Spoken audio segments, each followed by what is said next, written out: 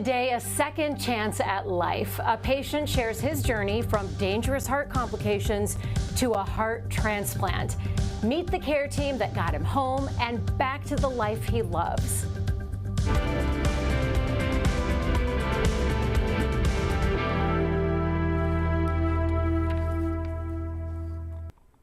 Good morning, I'm Alexis Del Cid. Welcome back to All Things Heart. After a couple of big scares, Mike Sellars had a heart that was failing. He needed a new one.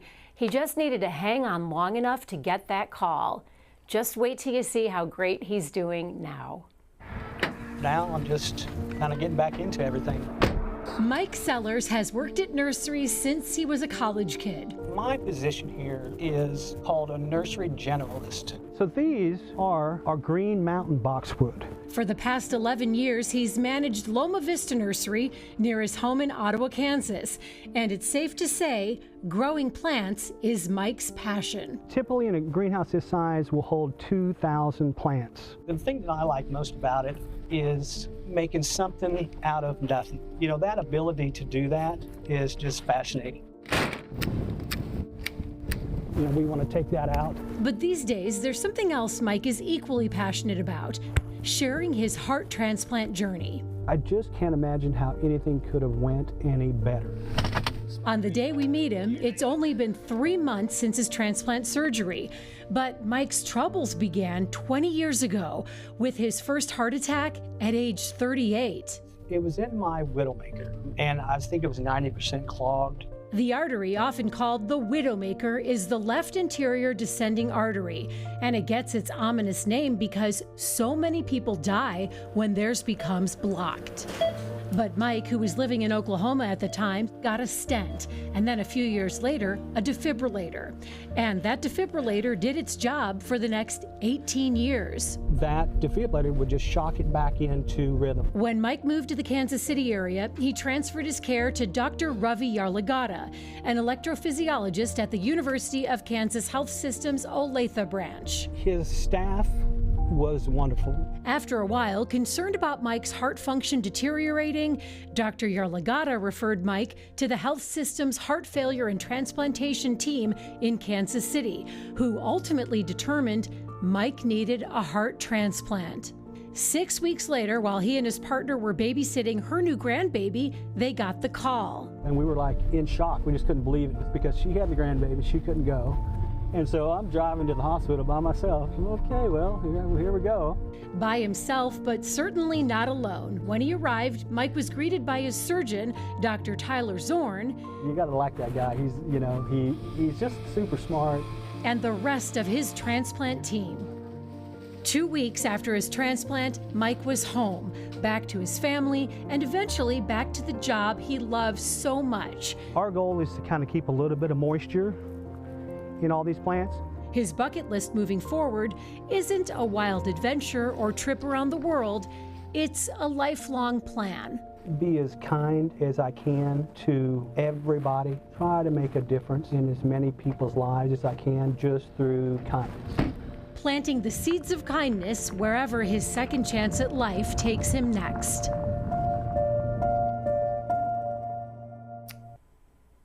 We are so pleased to have Mike Sellars joining us in the studio this morning. Good morning, Mike. Hi, thank you for having me. You look fantastic. Thank you. We are also joined by his cardiothoracic ICU nurse, Ginger Ireland Hoffman.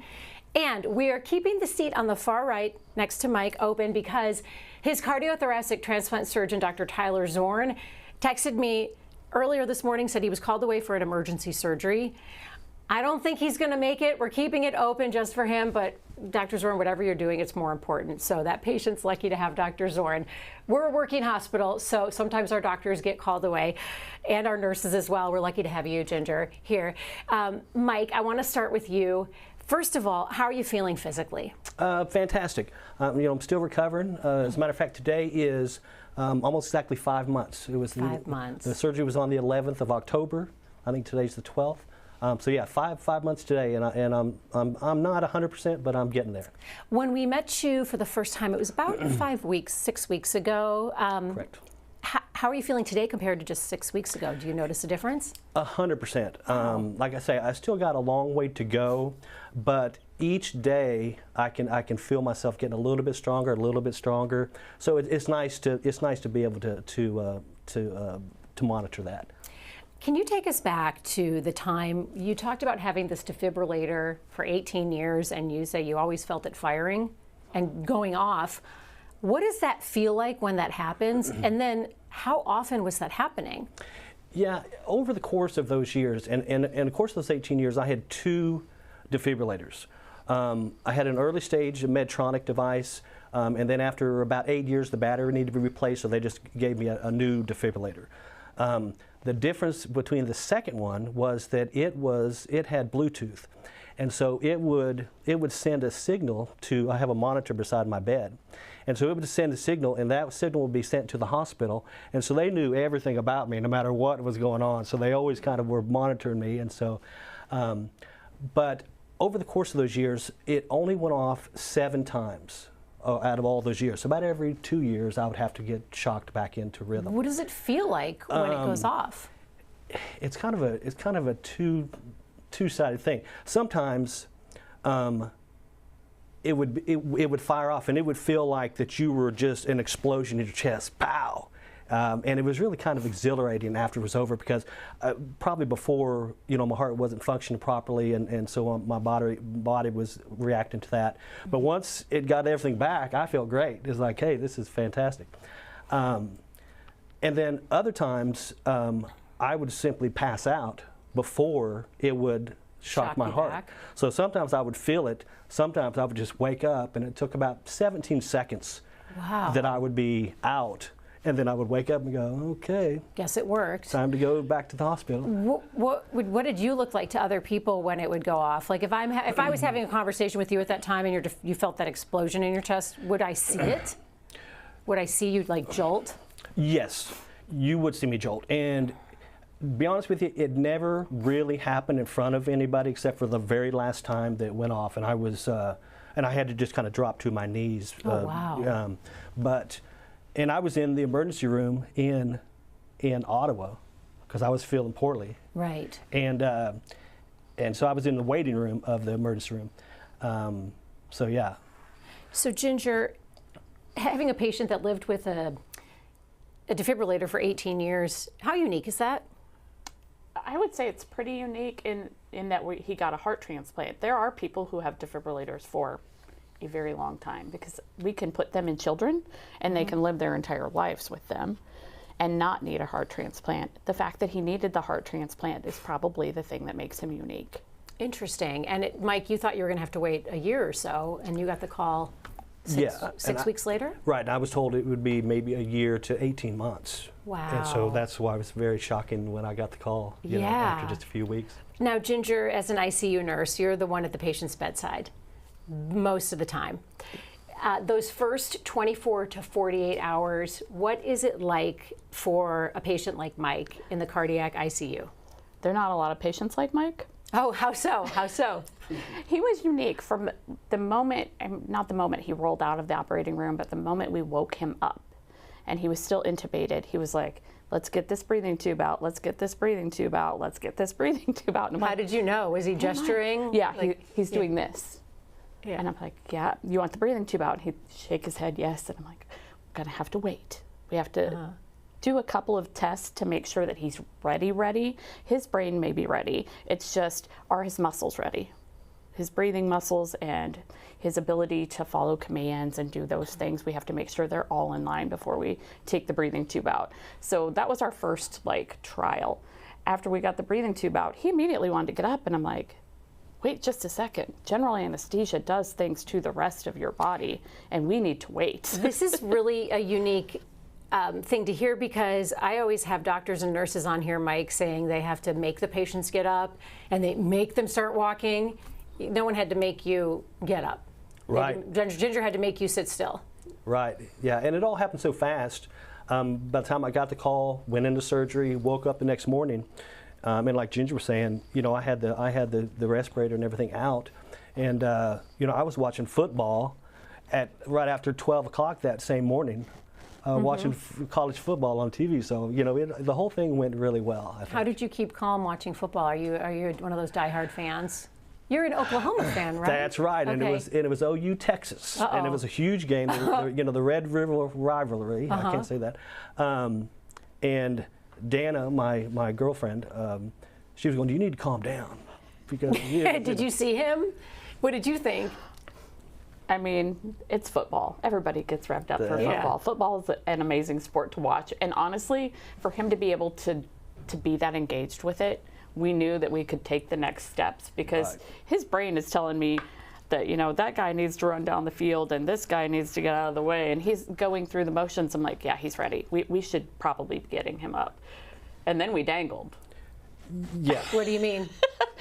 That's the first step in like our recovery process. After we're extubated, typically wait 3 to 6 hours to dangle and put their feet on the floor for the first time. Like, what does dangling look like? So they sit on the edge of the bed and put their feet on the floor for the first time. Okay.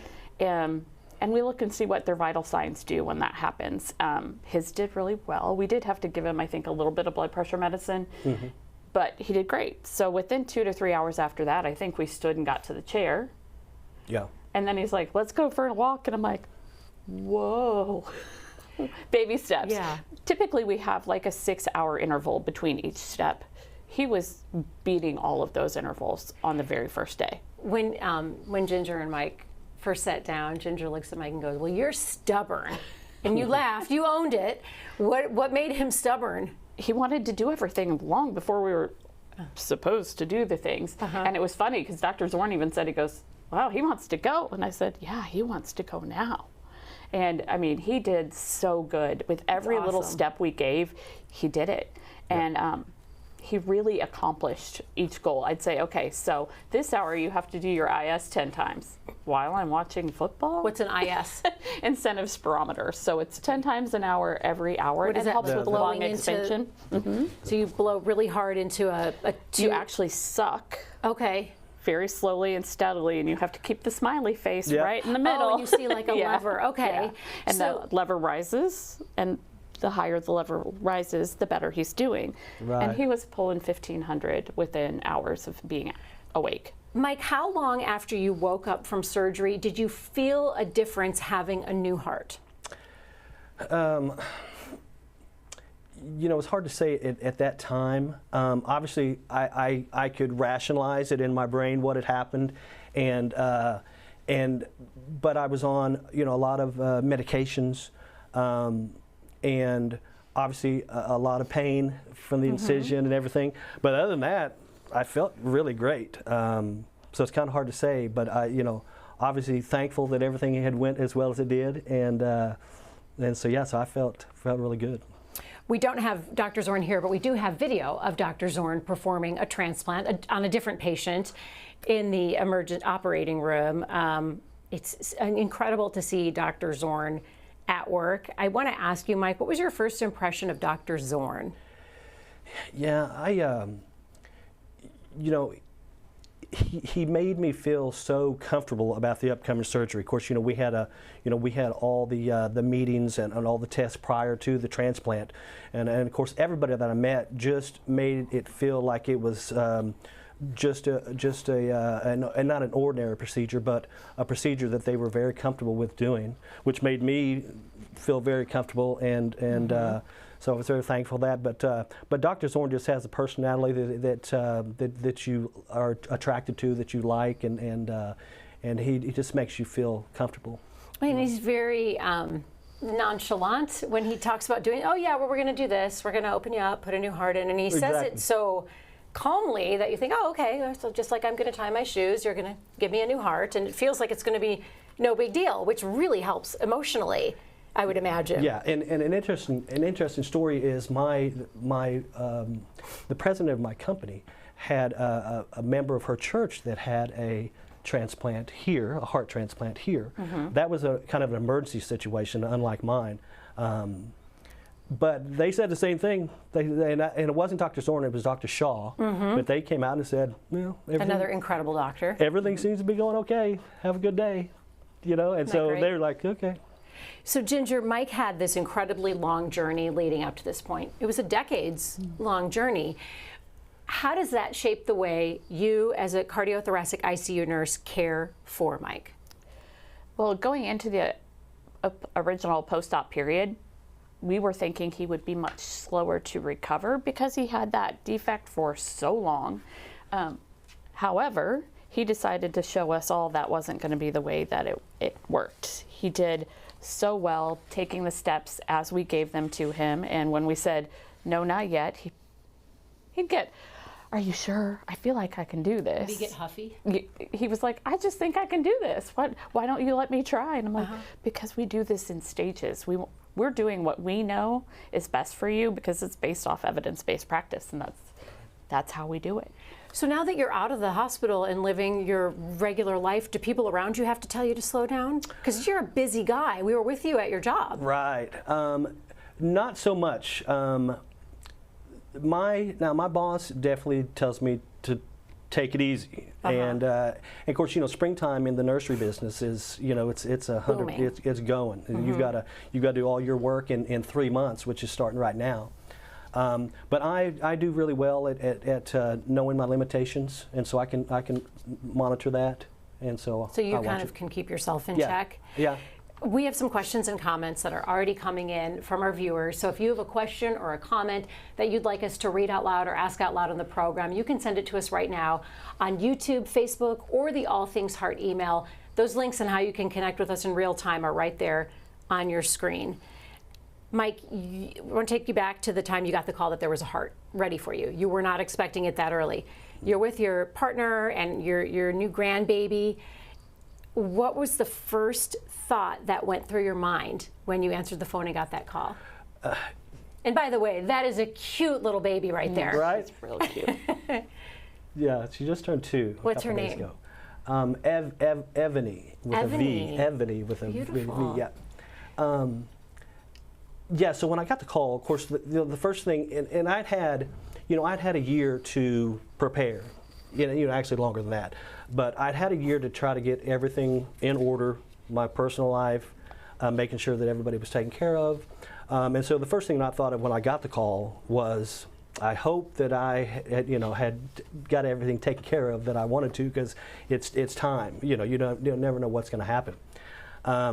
And then just shock. I just couldn't believe, because it had only been just a few weeks, and I think it was 6 weeks since I officially got on the list.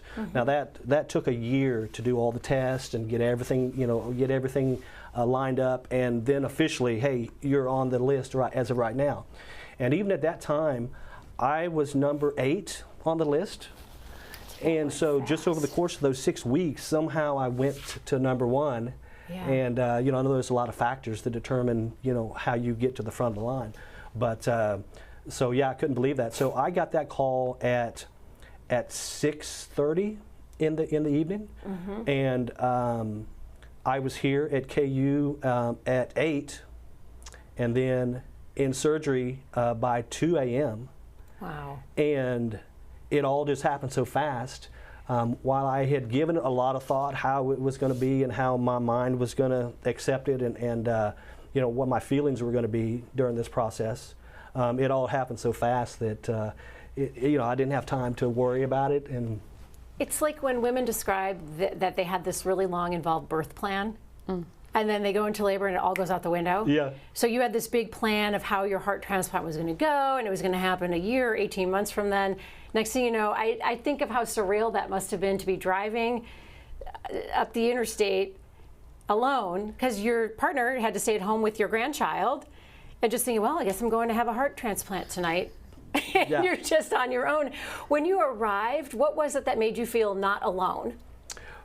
Well, of course, I knew a lot of the people from prior, doing all the tests and everything, so that made me feel better, and I'd been here a lot. Had you met Ginger yet?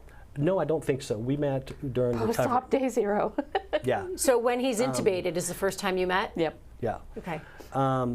But yeah, just being here at the hospital, and like I say, I had people coming in and telling me what was going on and what was going to happen, and so, and I knew a lot of the people, and so that made me feel comfortable. But you're 100% correct. The drive, that hour drive that I had here, was pretty, a lot going on in my brain at that time. Of course. So those first few hours after the transplant surgery, Ginger, What are you looking for as the nurse to make sure his heart is functioning as it should? So we look at cardiac index and cardiac output are the big drivers of the heart's doing what it needs to be doing. And then looking at him, he was pink, he looked great, and like I said, he really wanted to do things where a lot of people in the immediate post-op period just want to be left alone to sleep, and he was raring to go. And I think some of it was the timing of the transplant, and you know, him extubating around the noon hour made it easier for him because his clock is still going the right way. When we do them at 2 or 3 in the morning and we're extubating at 6:30 or 7 in the morning, they're like, ugh. I haven't slept at all, because when they went in, had surgery, came out, there was no nighttime for them. Right. So their clocks are a little messed up. His was on target the entire time. That's really remarkable. So he looked good, looked like he wanted to get up and get going, and he did. When you first told me about Mike Ginger, I remember you called me and you said, I've got this amazing patient. He's got a great story, but he's just an amazing guy. From your perspective, you treat patients day in, day out. What about Mike left such an impression on you? So that's a long story I don't think we have time for. Mike was my patient before I had my stroke, and right when I came to tell you my story about my heart surgery. Yeah.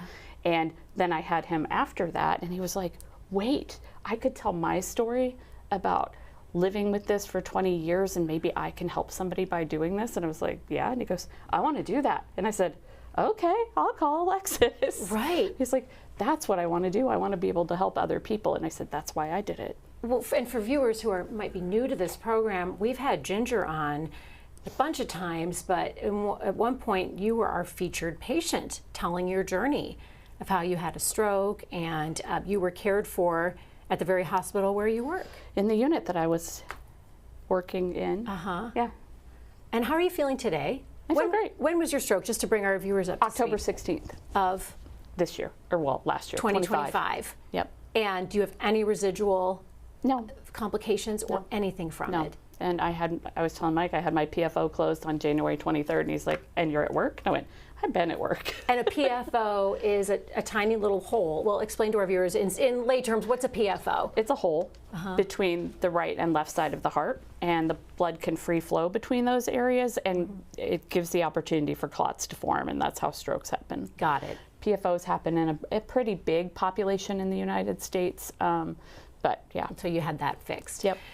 That must be reassuring, Mike, when you realize that a member of your care team so important has been in your shoes in some way or form. Right. And what Ginger's not going to tell you, though, is she is a bit on the ornery side, and I like that. And so we kind of hit it off right away. And so, you know, we were having a good time while I was in the hospital. And what was it about her being ornery? Just her personality, and you know when you meet somebody how that goes. And so we had a good time bantering back and forth. I don't think we really talked about anybody behind their backs or anything, but we wouldn't do that. Football. But Lots of football. yeah, just football. We love Ginger because she's spunky. Ginger, Right. From the nursing team's perspective, what's the most important thing it takes to shepherd a patient through transplant surgery into their rehab and their ultimate recovery? A good attitude on both parts, the caregiving team and the patient. Everybody has to have a good attitude. If you don't have that starting off, it makes it so hard. I also think, like Mike said, chemistry is important. Being able to share stories and to talk through the things that are hard, because whether he's told you or not, recovery is hard. Right. Getting up that first time, way harder because you can't use your arms, right? And not being able to use your arms for 8, 10, 12 weeks, depending upon your recovery. And why can't you use your arms? So the sternum is right here in the middle of the chest. Your arms Oh, that would are connected. You push this down, you open this up. Oh, so how are you moving and how are you even sitting up in bed and doing things without using your arms? That's the hardest. That was really the hardest part about the whole recovery. Was it's very painful because anytime that you moved your chest, even to sit up like in bed, or your arms, it just hurt. And so there were some medications that helped that. But even like trying to sleep at night, I sleep on my side, and I couldn't do that because you had to sleep on your back. And so every time you moved, it was painful and it would wake you up. And that heart pillow is the best thing ever because you could hold the heart pillow to your chest. You're talking about the heart-shaped pillow that all the transplant patients get. It's the when they best go home. thing Yeah. ever. Yeah, it's the best thing ever because really, if you hold it really tight and then you can move a little bit and it holds Okay. everything in place, it really helped. Yeah. I want to get to some of our viewer questions and our comments because we have some great ones from our viewer Jeremy. Let's start with him. Jeremy writes, I've heard that the new heart doesn't fully kick in right away and sync up with your brain or your nervous system immediately. When it does, can the person tell? Do they start feeling back to normal? How fast do things start functioning normally? So that's a few different questions, but was there a moment when you felt your new heart kick in? Not so much. The thing that I could tell with my new heart was I had a whole new blood pressure, a whole new rhythm. And of course, it was being monitored all the time. But now that I'm at home, I check it every single day. And it's vastly different from the heart that I had before. Mm-hmm. And so it's just an adjustment. Getting used to that new rhythm, it's very interesting. Before your heart transplant, what did a typical day look like for you? To be honest with you, I just was limited on how much what physical things that I could do, and I knew where that line was. I could still walk around. I could still do 90% of everything normally. I just couldn't overexert myself. There had been a time when I did overexert myself, and it caused me to get shocked. And so I kind of knew where that line was. Mm-hmm. But as long as, and nobody really knew. Only a few people at work knew, my family, a few people at work that had to know, but otherwise nobody, until I left to have the heart transplant, they didn't know that I had a heart condition. So where's Mike today? Oh, he's getting a heart transplant. That's right. That's exactly what happened. What? That's exactly. That guy that's always driving around with us around the garden center and the plants and everything. Toya has a question for you, Mike. She wants to know, how many pills or medicines do you have to take now, and are those for the rest of your life? I am right now at 10, maybe 9. Maybe 9 a day. Okay. That I take on a daily basis. Now, of those, and maybe Ginger can answer this better than I, but there are going to be some, the immunodepressant ones will be forever to keep, because my body will always try to reject the new organ. So I'll always be on some of those, but I think a lot of those others will slowly be reduced and be taken off. So. Okay. And then Ginger, a question for you from Greg. Greg says, my family has a history of heart disease, but I feel fine, so should I still be seeing a cardiologist? I would. Okay. Because you felt fine. Yes, I felt fine. And I learned from that. Go to the cardiologist. It's never going to hurt you to get a consultation and even a cardiac score. The cardio score CTs that they do. And they're so easy and they're not expensive. And it's preventative. Right. Keep yourself healthy.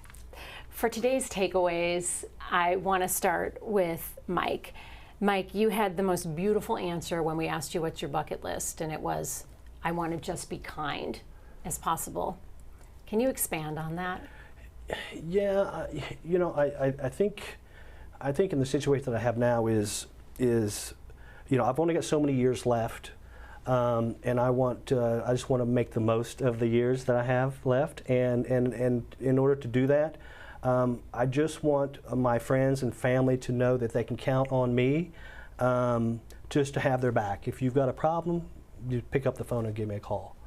Who's a lucky little girl is your little grandbaby. Can we show her again? And tell me her name. Ebony. Ebony. Ebony with a V. Oh my gosh, look at those cheeks. She is going to just love the time she has with you. Does she call you anything yet? She is. She's just now starting to talk really well, and so yeah, I'm Poppy Mike. That's my Poppy Mike. Poppy Mike. Ginger, what would you like our viewers to know? Live life like Mike. Yes, be like Mike. Yeah, be like Mike. Oh, that's beautiful. Thank you for being here. And Mike, thank you for sharing your journey. Thanks for introducing us to him. Yeah. He's very incredible. good. Thank you. And we really appreciate our viewers for joining the conversation. If you'd like to watch or share any one of our previous episodes, it's easy. Just scan the QR code on the screen right now. That will take you to a list of links of all of our past episodes. Coming up tomorrow on the Morning Medical Update, a high school athlete sidelined after breaking 2 bones in his leg. He'll share his amazing fight to get back on the field tomorrow at 8 a.m.